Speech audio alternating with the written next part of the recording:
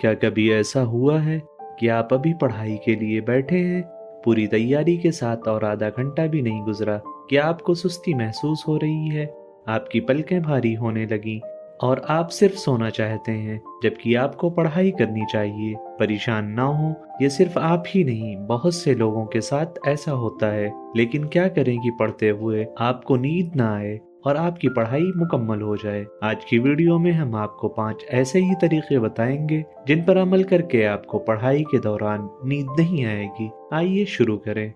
1، اچھی نیند حاصل کریں۔ آپ سوچ رہے ہوں گے کہ یہاں ہم نیند سے نجات کی بات کر رہے ہیں اور میں سونے کی بات کر رہا ہوں۔ اس کی وجہ یہ ہے کہ جب آپ اچھی طرح سے نہیں سوتے ہیں تو آپ کی توجہ، ارتکاز اور یادداشت کمزور ہو جاتی ہے۔ اس لیے روزانہ سونے کا وقت بنائیں اور کم از کم 6 گھنٹے سوئیں، اور اس بات کو ذہن میں رکھیں کہ آپ روزانہ ایک ہی وقت پر سوتے ہوں، جیسے کہ روزانہ رات 10 بجے سے صبح 4 بجے تک۔ 2، اچھی روشنی میں پڑھائی کریں۔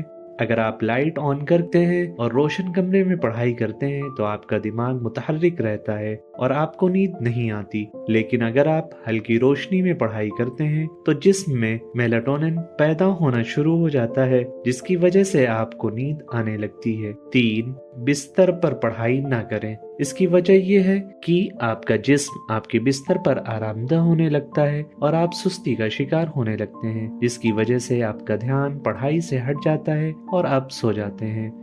4، پانی پیتے رہیں اور ہلکا کھانا کھائیں۔ وقتاً فوقتاً پانی پینا آپ کے دماغ کو آکسیجن کی فراہمی کو برقرار رکھتا ہے اور آپ کو نیند آنے سے روکتا ہے اور آپ کی توجہ برقرار رہتی ہے۔ اس کے علاوہ پھل اور خشک میوہ جات جیسے ہلکے پھل کھانے سے آپ کے دماغ اور جسم میں توانائی برقرار رکھنے میں مدد ملتی ہے، جس سے آپ کا دماغ متحرک رہتا ہے۔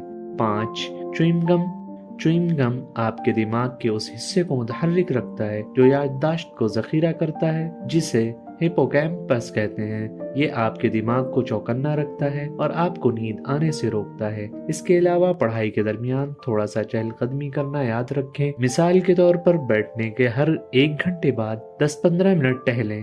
یہ آپ کے جسم اور دماغ میں خون کی گردش کو بہتر بناتا ہے، آپ کو متحرک اور بیدار رکھتا ہے۔ اگر آپ کو یہ ویڈیو پسند آئی تو ہمارے چینل میڈ ویکی کو لائک، شیئر اور سبسکرائب کریں۔